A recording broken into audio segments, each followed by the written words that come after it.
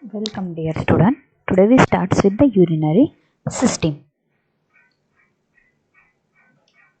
Aim for today's practical is study of urinary system with the help of models, chart and the specimen.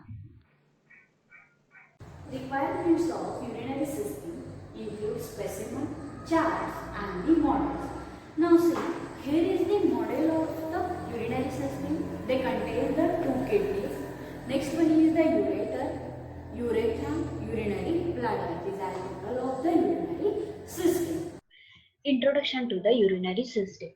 The urinary system contributes to homeostasis by altering blood composition, pH, volume and pressure, maintaining blood osmolarity, excreting wastage and foraging substances and producing the hormone.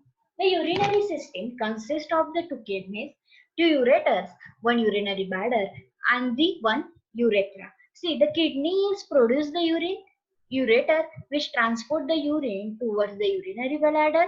Next one is the urinary bladder which is temporarily stores urine primarily to elimination, and urethra which conduct the urine to excretor in males transporters semen as well. Now the next one is the kidney. Kidney is the organ that produces the urine. Urinary tract. This urinary tract includes the organs like as the ureters, which is the pair tube, urinary bladder, which is the muscular sac, urethra is the exit tube. Now the next one is the urination or the micturition, which is the process of elimination of the urine. Contraction of muscular urinary bladder forces urine through urethra and out of body. There are three functions of the urinary system. First one is the excretion. It means the removal of organic wastage from body fluids. Next one is the elimination. It means the discharge of waste product. And third one is the homeostatic regulation, blood plasma volume and the solute concentration. Next one is the five homeostatic function of the urinary system. In that, the first one is the regulates the blood volume and blood pressure by adjusting volume of water lost in urine. Again, the releasing erythropoietin and the renin. Second one is the regulates plasma ion concentration. In that, sodium, potassium and chloride ions by controlling quantities lost in urine. Calcium ions level through the synthesis of calcitriol. Third one is the helps to stabilize blood pH by controlling loss of hydrogen ions and bicarbonate ions in urine. Fourth one is the conserves valuable nutrients by preventing excretion while excreting organic waste product. And last one is the assist liver in detoxification poison. Now the first one is the urinary tract. In that the first one is the ureters. Slender tube that convey urine from the kidney to the bladder. Ureters enter the base of the bladder through the posterior wall. This closes their distal end as the bladder pressure increases and prevent backflow of urine into the ureters. Ureters have a trilayer wall. First one is the transitional epithelial mucosa. Second one is the smooth muscle mucosa mucolaris. And third one is the fibrous connective tissue adventitia. Uterus actively propel urine to the bladder via response to smooth muscle stretch. Next one is the urinary bladder, which is the smooth, collapsible muscular sac that temporarily stores the urine. It lies retroperitoneally on the pelvic floor posterior to the pubic symphysis. In the male, prostate glands surround the neck inferiorly, and in female, anterior to the vagina and the uterus. Trigone, which is a triangular area outlined by the opening for the ureters and the urethra. Clinically important because infection tend to persist in this region. The bladder wall has three layers. In that, the first one is the transitional epithelial mucosa.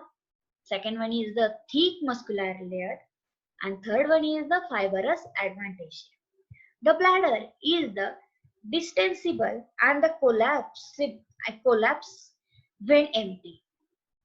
As urine accumulates, the bladder expands without significant rise in internal pressure.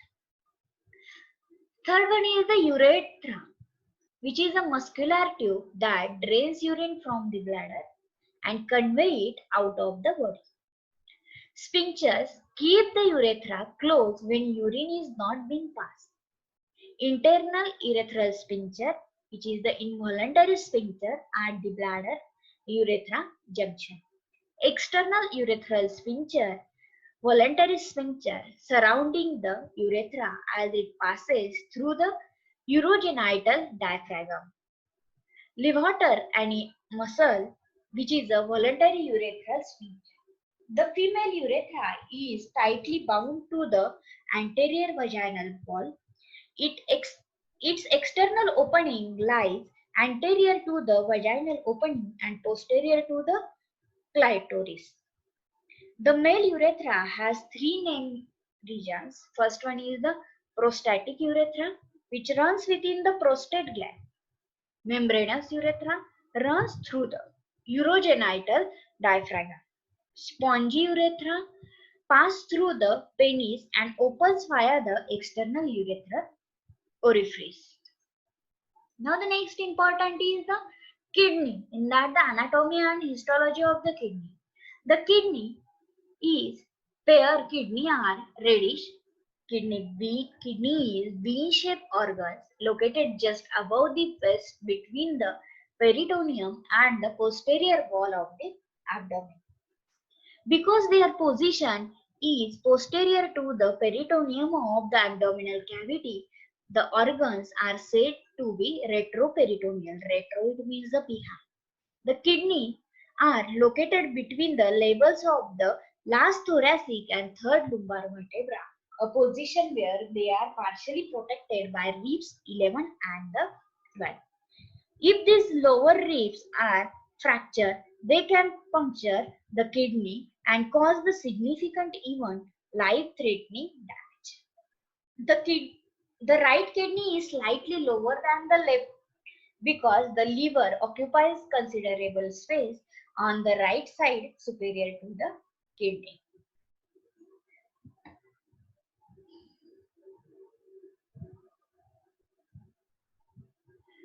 External anatomy of the kidney. A typical adult kidney is the 10 to 12 centimeter or the 4 to 5 inch long, 5 to 7 centimeter or the 2 to 3 inch wide, and 3 centimeter or 1 inch thick. About the size of a bar of both soap and has a mass of 135 to 150 gram or 4.5 to 5 ounces.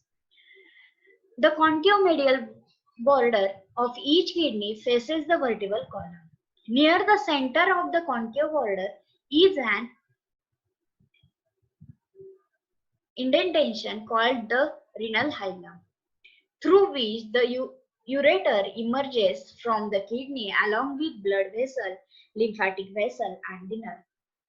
Three layers of tissue surrounding each kidney. The deep layer, the renal capsule, is a smooth, transparent sheet of dense, irregular connective tissue that is continuous with the outer coat of the ureter. It serves as a barrier against trauma and helps maintain the shape of the kidney. The middle layer, the adipose capsule, is a mass of fatty tissue surrounding the renal capsule. It also protects the kidney from trauma and folds it firmly in place within the abdominal cavity. The superficial layer of the renal fascia is another thin layer of dense irregular connective tissue that anchors the kidney to the surrounding structure and to the abdominal wall. On the anterior surface of the kidney, the renal fascia is deep to the peritoneum. These are the external anatomy. Now the next one is the internal anatomy of the kidney. In that, a frontal section through the kidney reveals two distinct regions, a superficial light red region which is called as the renal cortex or the cortex rind or the wire, and a deep darkened reddish brown inner region which is called as the renal medulla or the medulla inner portion. The renal medulla consists of the several cone shape which is called as the renal pyramids. The base, which is the wider end of each pyramid, faces the renal cortex, and its apex, which is narrower end called a renal papilla, points towards the renal hilum. The renal cortex is the smooth texture area extending from the renal capsule to the base of the renal pyramid and into the space between them. It is divided into an outer cortical zone and inner juxtamedullary zone. These portions of the renal cortex that extend between renal pyramids are called as the renal column. Now see the diagram. These are the renal fascicles, adipose tissues, renal capsule, right. These are the right kidney. Now the next one is the left kidney. These are the renal hilum. See,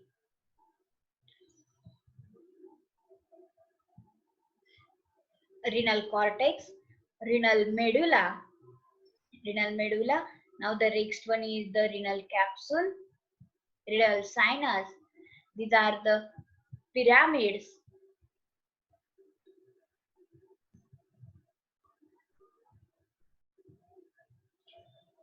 Together, the renal cortex and the renal pyramids or the renal medulla constitute the parenchyma or functional portion of the kidney. Within the parenchyma are the functional units of the kidney, about 1 million microscopic structure which is called as the nephron. This nephron is the structure and functional unit of the kidney. Filtrate or the filter fluid formed by the nephrons drain into the papillary duct which extend through the renal papilla of the pyramids. The papillary duct drain into the cup-like structure is called as the minor and the major calyx. Each kidney has 8 to 18 minor calyx and the 2 or 3 major calyx. The minor calyx receive urine from the papillary ducts of one renal papilla and delivers it to the major calyx. Once the filtrate enters the calyx, it becomes urine because no further reabsorption can occur. The reason for this is that the simple epithelium of the nephron and ducts become transitional epithelium in the calyx. From the major calyx, urine drains into a single layer cavity called as the renal pelvis. Pelvis is the basin and then out through the ureter to the urinary bladder. The hilum expands into a cavity within the kidney which is called as the renal sinus, which contains part of the renal pelvis, the calyx, and the branches of the renal blood vessels and the nerves. Adipose tissue helps to stabilize the position of this structure in the renal sinus. These are the internal and external anatomy of the kidney. Now next one is the function of the kidney. In that the first one is the kidney do the major work of the urinary system. Again the other parts of the kidney are mainly passageway and the storage areas. Function of the kidneys in that first one is the regulation of blood ionic composition. The kidney helps to regulate the blood levels of several ions, most important sodium, potassium, calcium, chloride and the phosphate ions.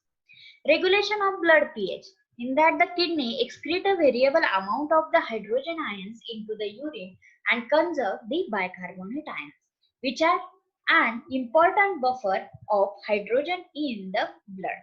Both of these activities help to regulate the blood pH. Now the next one is the regulating of blood volume. The kidney adjusts blood volume by conserving or eliminating water in the urine. An increasing blood volume increases the blood pressure. A decrease in blood volume decreases the blood pressure. Regulation of blood pressure. The kidneys also help to regulate blood pressure by secreting the enzyme renin, which activates the renin-angiotensin-aldosterone pathway. Increase the renin cause an increase in blood pressure. Next is the maintenance of blood osmolarity. By separately regulation, loss of water and loss of solute in the urine, the kidneys maintain a relatively constant blood osmolarity close to 3000 milli, milliosmoles per liter. Production of the hormones. The kidney produce two hormones. Calcitriol, the active form of the vitamin D, helps to regulate calcium homeostasis, and the erythropoietin stimulates the production of red blood cells. Next is regulation of blood glucose level. Like the liver, the kidney can use the amino acid glutamine in gluconeogenesis, the synthesis of new glucose molecule. They can then release glucose into the blood to help maintain a normal blood glucose level.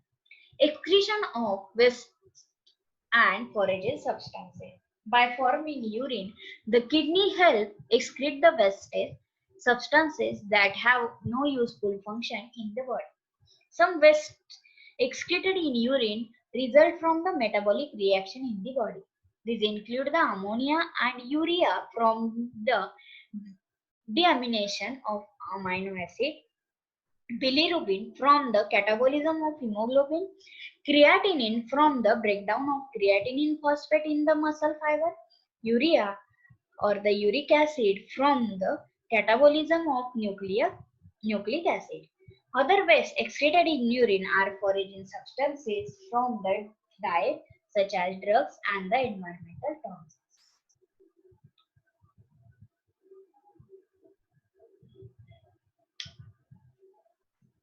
Now these are the summary of the urinary system organs. Now the next one is the nephron. Nephron is the structural and functional unit of the kidney. Each nephron consists of two parts. First one is the renal corpuscles, which is the tiny body, where blood plasma is filtered, and the renal tubule, in which the filter fluid or the glomerular filtrate passes. The two components of renal capsules are the glomerulus and the glomerular capsule or the Bowman's capsule, a double-walled epithelial curve that surrounds the glomerular capillaries. Blood plasma is filtered in the glomerular capsule, and then the filtered fluid passes into the renal tubule, which has three main sections. In the in the order that fluid pass through them, the renal tubule consists of a first one is the proximal convoluted tubule, it means the PCT. Next one is the nephron loop, that is the loop of Henle, and the distal convoluted tubule, it means the DCT. The proximal denotes the part of the tubule attached to the glomerular capsule, and distal denotes the part of is further away. The convoluted means the tubule is tightly coiled rather than the straight. The renal corpuscle and both convoluted tubules lie within the renal cortex. The nephron loop extends into the renal medulla, makes the hairpin turn, and then returns to the renal cortex. The distal convoluted tubules of several nephrons empty into a single collecting duct. It is the CD. Collecting ducts then unite and converge into several hundred large capillary ducts which drain into the minor calyx. The collecting ducts and papillary ducts extend from the renal cortex through the renal medulla to the renal pelvis. So one kidney has about 1 million of nephrons, but a much smaller number of collecting ducts and even fewer papillary ducts. In a nephron, the nephron loop connects the proximal and distal convoluted tubule. The first part of the nephron loop begins at the point where the proximal convoluted tubule takes it the final turn downward. It means the nephron loop is starting from the end of the proximal convoluted tubule. It begins in the renal cortex and extends downward into the renal medulla, where it is called as the descending limb of the nephron loop. It then makes the hairpin turn and return to the renal cortex, where it terminates at the distal convoluted tubule and known as the ascending limb of the nephron. About 80 to 85% of the nephrons are cortical nephrons. Their renal corpuscles lie in the outer portion of the renal cortex, and they have short nephron loops that lie mainly in the cortex and penetrate only into the outer region of the renal medulla. The short nephron loops receive their blood supply from peritubular capillaries that arise from efferent arterioles. The other 15 to 20% of the nephrons are the juxtamedullary nephron. Their renal corpuscles lie deep in the cortex, close to the medulla, and they have a long nephron loop that extend into the deepest region of the medulla.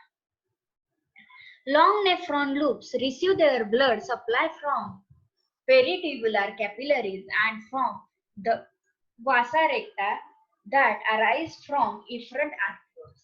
In addition, the ascending limb of the nephron loop of juxtamedullary nephron consists of two portions, a thin ascending limb followed by a thick ascending limb. The lumen of the thin ascending limb is the same as in other areas of the renal tubule. It is only the epithelium that is thinner.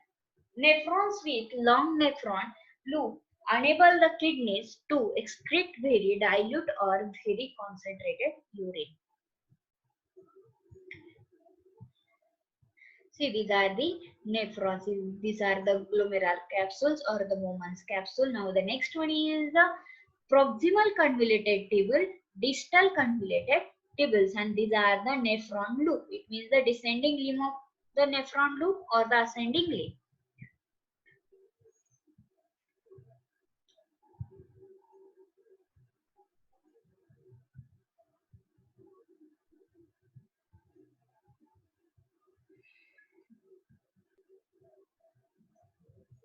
Now next one is the histology of the nephron and the collecting duct.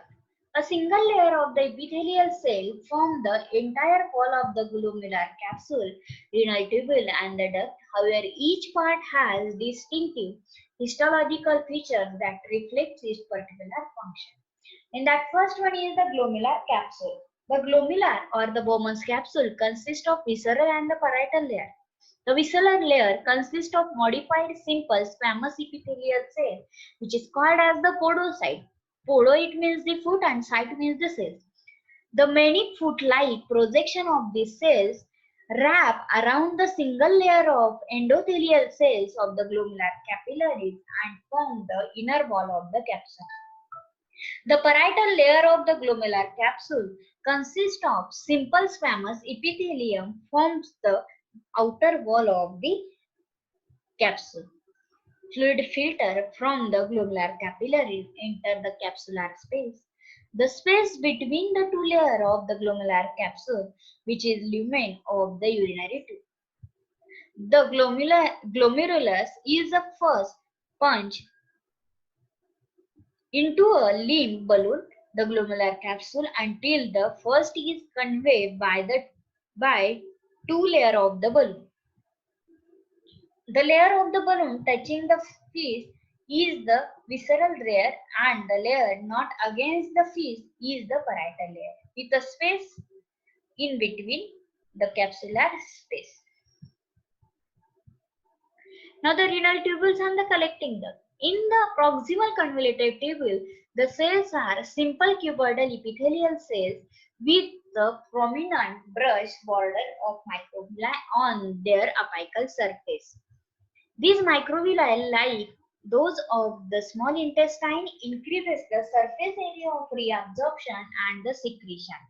The descending lip of the nephron loop and the first part of the ascending limb of the nephron loop, which is the thin ascending limb, are composed of simple squamous epithelium.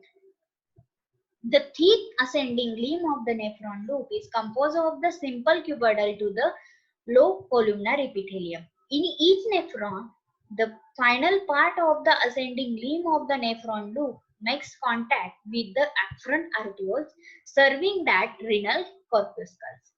Because the columnar tubule cells in this region are crowded together, they are known as the macula dense. Macula, it means the spot, and dense means the dense.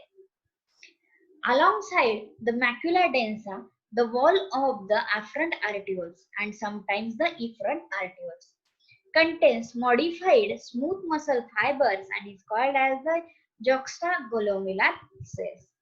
Together with the muscular densa, they constitute the juxtaglomerular apparatus. It is the JGA. The JGA helps to regulate blood pressure within the kidney. The distal convoluted tubule begins at a short distance past of the macula densa. In the last part of the distal convoluted tubule and continuing into the collecting duct, two different types of the cells are present. The smaller number are intercalated cells which play a role in the homeostasis of the blood pH. The collecting duct drain into large capillary ducts which are lined by simple columnar epithelium.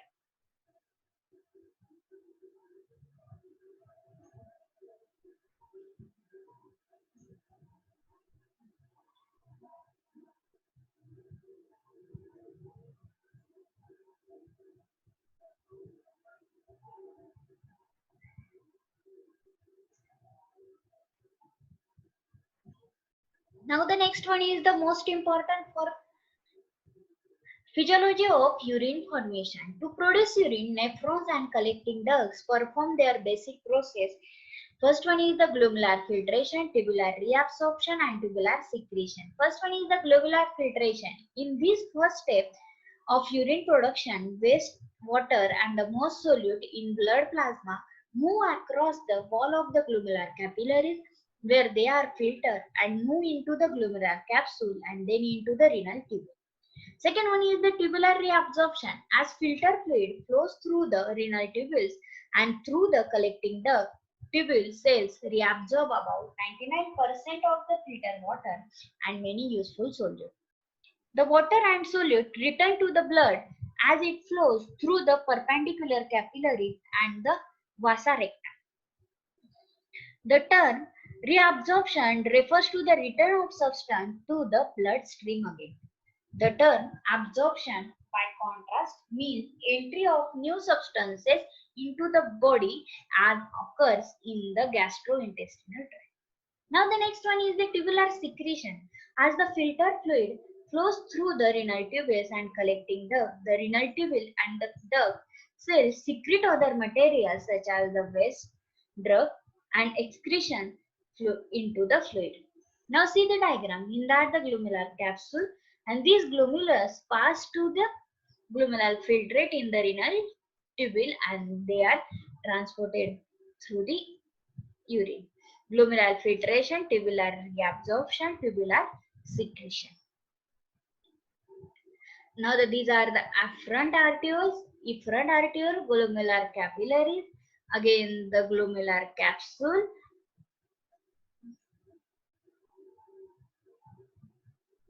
Now first one is the glomerular filtrate. The fluid that enters the capsule space is called as the glomerular filtrate. The fraction of the blood plasma in the afferent arterioles of the kidney that become glomerular filtrate in the filtration fraction. Although a filtration fraction of 0.16 to 0.20 is a typical, the value varies considerably in both healthy and the diseased person. On average, the daily volume of glomerular filtrate in adult is 150 liter in female and 180 liters in males.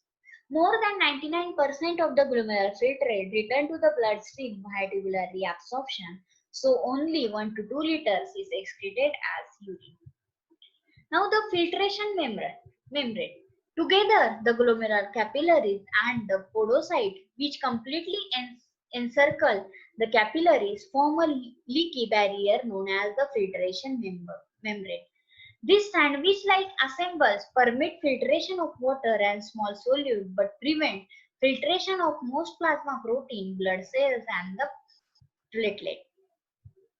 substances filter from the blood cross three filtration barriers: a glomerular endothelial cell, basal lamina, and the filtration slide formed by a podocyte.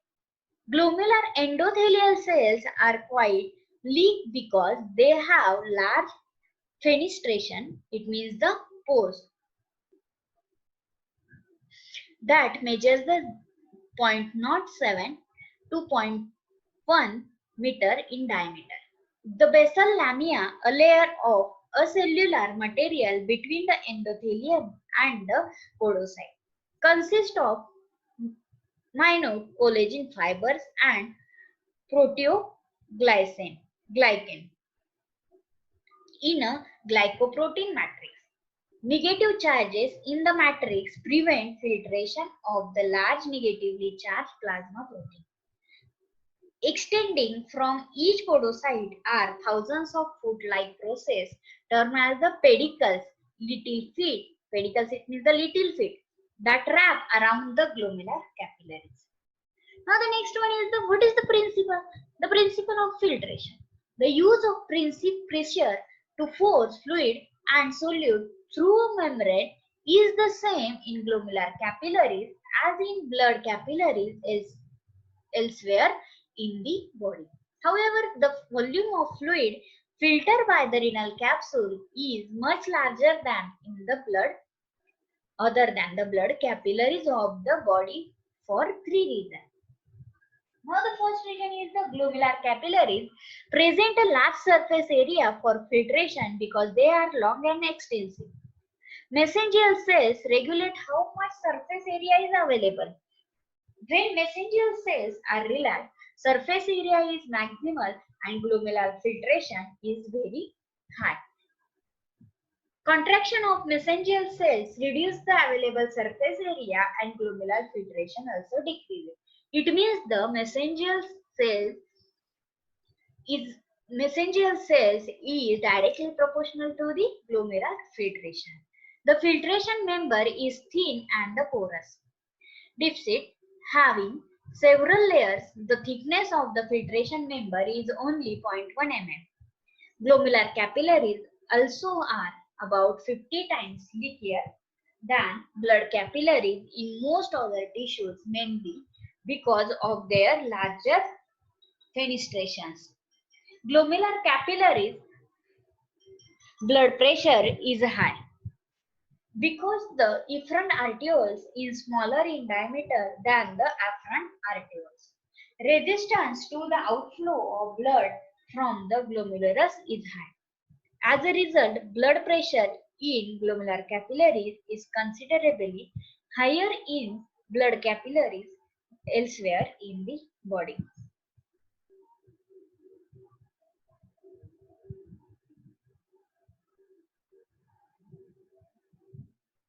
Now see, these are the fenestration, basal lamina of the glomerulus and the slight membrane between the pedicles.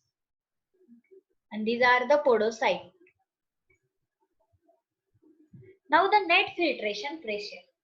Glomerular filtration depends on the three main pressure. One pressure promote the filtration and two pressure oppose the filtration.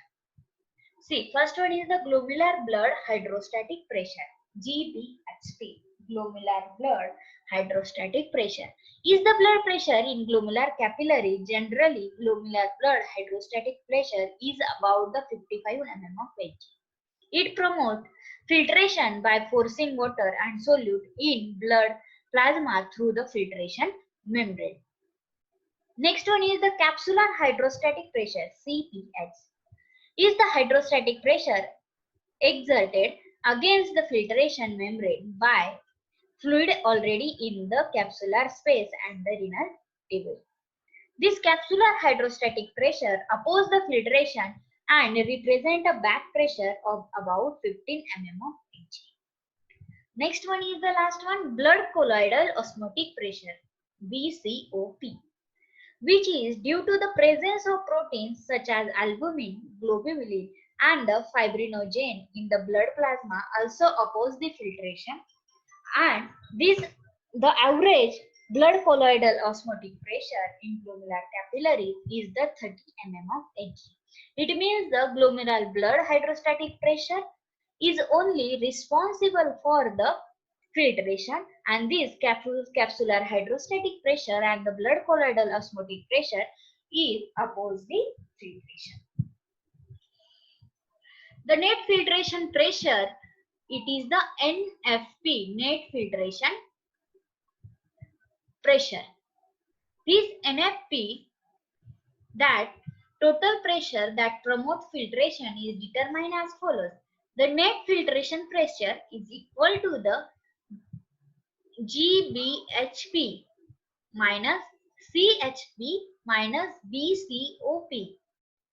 It means the net filtration pressure is equal to the glomerular blood hydrostatic pressure minus capsular hydrostatic pressure minus blood colloidal osmotic pressure. By substituting the values just given, normal net filtration pressure may be calculated by the net filtration pressure is equal to the 55 minus 15 minus 30 is equal to the 10 mm of Hg. Thus, a pressure of only 10 mm of Hg causes a normal amount of blood plasma minus plasma protein to filter from the glomerulus into the capsular space.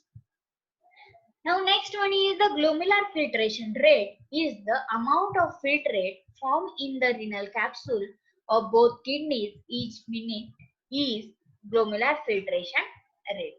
In the adult, the glomerular filtration rate averages 125 ml per minute in males and 105 ml per minute in females. This glomerular filtration rate is directly related to the pressure that determines the net filtration pressure, and changes in net filtration pressure will be affected the glomerular filtration rate. The mechanism that regulates the glomerular filtration rate operates in the two main ways: by adjusting flow into and out of the glomerulus, and second one is by altering the glomerular capillary surface area available for filtration. The glomerular filtration rate increases when blood flow into the glomerular capillaries is increases. Coordinated control of the diameter of both afferent and efferent arterioles regulate glomerular blood flow.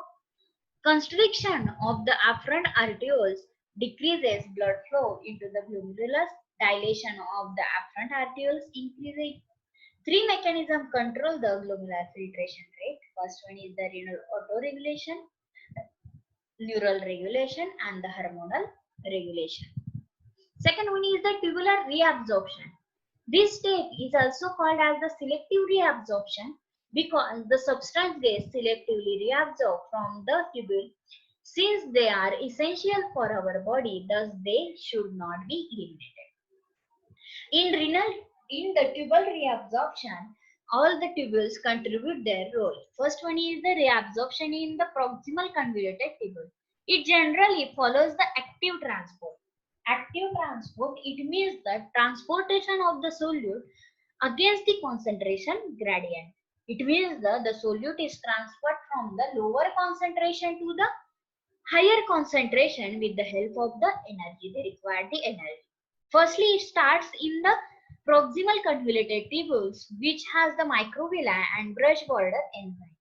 Basic substances which get reabsorbed in proximal convoluted tubules are the glucose 100%, amino acid 100%, sodium 70%, potassium 75%, chloride 50%, urea 50%, water 65%, and bicarbonate 10%. Reabsorption in the nephron loop. Because of the proximal convoluted tubules reabsorb about 65% of the filter water, about 80 ml per minute. Fluid enters the next part of the nephron loop, at the rate of the 40 to 45 ml per minute. The chemical composition of tubular fluid now is quite different from that of the glomerular filtrate because glucose, amino acid, and other nutrients are no longer present. The osmolarity of the tubular fluid is still close to the osmolarity of blood. However, because reabsorption of water by osmosis keeps pace, with reabsorption of solid all along the proximal convoluted tubules. In that the water gets 50% osmosis is descending line, sodium is 20 to 30%, symporters in ascending line, potassium is 20 to 30%, symporters in descending line, ascending line, chloride is 35%, symporters is ascending line, bicarbonate 10 to 20%, facilitated diffusion, calcium magnesium variable which is the diffusion. Now third in that the third is the two. In that the reabsorption in the early distal convoluted tubule. Fluid enters the distal convoluted tubule at a rate of about 20 ml per minute because 80% of the filter water has now been reabsorbed. The early or initial part of the distal convoluted tubule reabsorb about 10 to 15% of filter water, 5% of the filter sodium, and 5% of the filter chlorine. Now, second is the reabsorption and secretion in the late distal convoluted tubule and collecting duct. In that, the water 5 to 9%.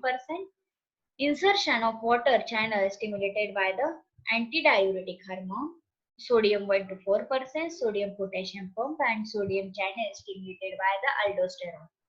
Bicarbonate variable amount depends on hydrogen secretion, urea variable recycling to the loop of Henle. Now the third one is the tubular secretion. Tubular secretion means secretion of waste from the blood into form urine so that this waste can be eliminated. Tubular secretion is the movement of chemical from the blood into the nephron. This process can occur in the proximal or distal convoluted tubule. This process is important for the disposing of substances which were not filtered, removal of excess potassium, controlling blood pH, eliminating substances which have been reabsorbed. Most secretion occurs within the proximal convoluted tubule. Substances such as the neurotransmitters, bile, pigment, uric acid, penicillin, atropine, morphine, hydrogen, and ammonia are secreted. The distal convoluted tubule receives mainly potassium and hydrogen ions from the blood. Now the next one is the mixturation reflux. Next one is the mixturation reflux. Discharge of urine from the urinary bladder is called as the mixturation. Mixture means the urinate. Is called or is also known as the urination or void. Is the act of emptying the bladder. Mixturation occurs via a combination of involuntary and voluntary muscle contraction. When the volume of urine in the urinary bladder exceeds 2000 to 400 ml, 200 to 400 ml, pressure within the bladder increases considerably and stretch receptor in its wall transmit nerve impulses into the spinal cord. These impulses propagate to the mixturation center in sacral spinal cord segments S2 and S3 and trigger a spinal reflux which is called as the mixturation reflux. In this reflux arc, parasympathetic impulses from the mixturation center propagate to the urinary bladder wall and internal urethral sphincter. The nerve impulses cause contraction of the distressor muscle and relaxation of the internal urethral sphincter muscle. Simultaneously, the mixturation center inhibits somatic motor neurons that innervate skeletal muscle in the external urethral sphincter.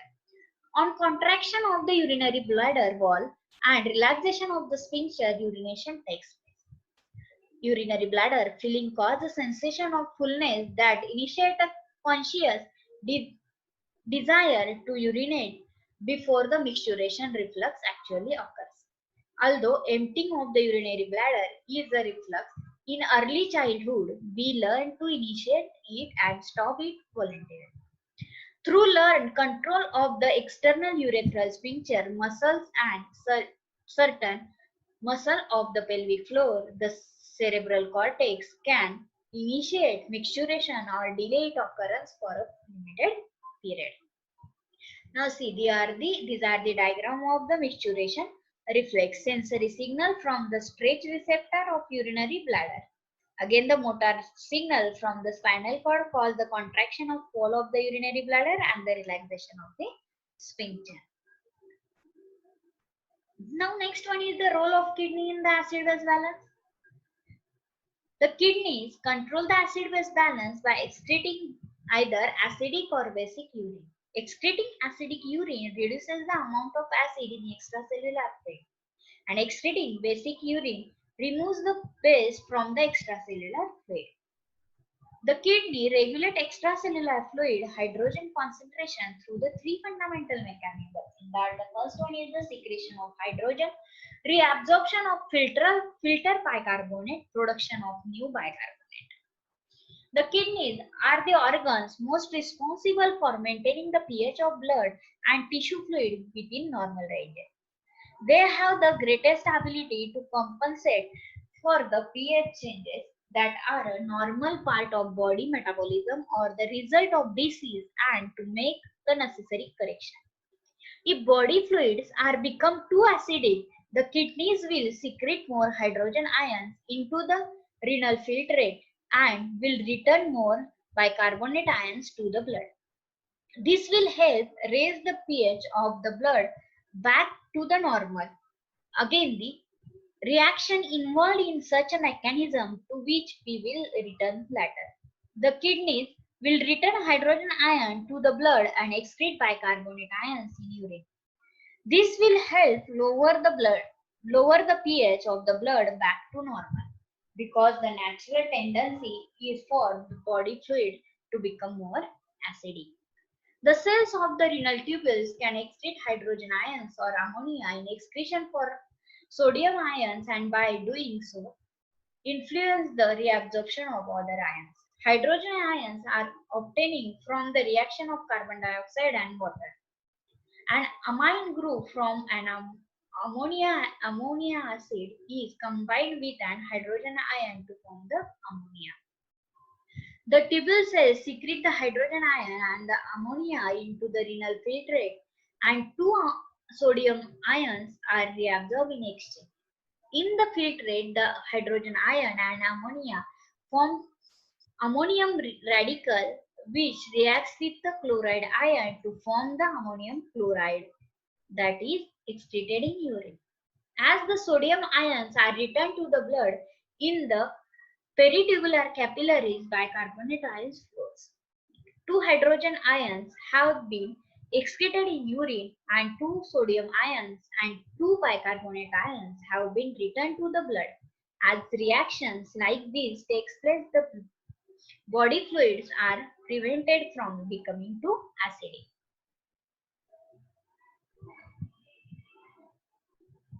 Now the next one is the role of the kidney in the RAS. RAS is the renin-angiotensin system. See, what is the renin-angiotensin system? This angiotensin get converted into the angiotensinogen converted into the angiotensin first with presence of the renin, and this angiotensin 1 get converted into the angiotensin second, which is in the converting enzyme, and again they increase the afterload and the angiotensin second get converted into the aldosterone and they increases the preload. When blood volume and blood pressure decreases, the wall of the afferent arterioles are stretchless and the juxtagammular cells secrete the enzyme renin into the blood. Sympathetic stimulation also directly stimulates release of renin from the juxtagammular cells. Renin clips off 10 amino acid peptides, which is called as the angiotensin first, from angiotensinogen, which is synthesized by the hepatocyte. By clipping off two more amino acid angiotensin converting enzyme, which is the ACE, convert angiotensin 1 to the angiotensin second, which is the active form of the hormone. The angiotensin second is the active form. Angiotensin second affect the renal physiology in mainly three ways. It decreases the glomerular filtration rate by causing vasoconstriction of the afferent arterioles. It enhances reabsorption of sodium and chloride and water in the proximal convoluted tubule by stimulating the activity of sodium hydrogen antipodes.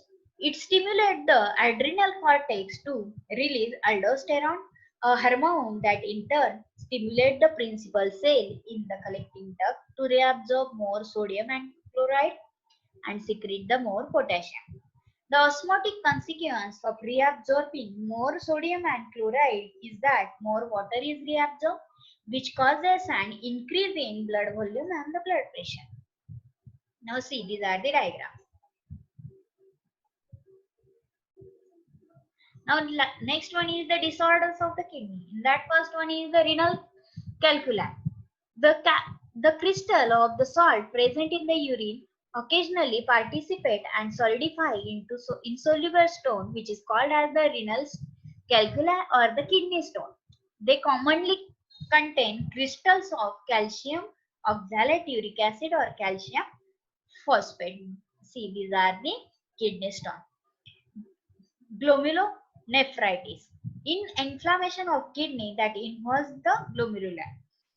One of the most common cause in an allergic reaction to the toxin produced by streptococci bacteria that have recently infected another part of the body, especially the throat.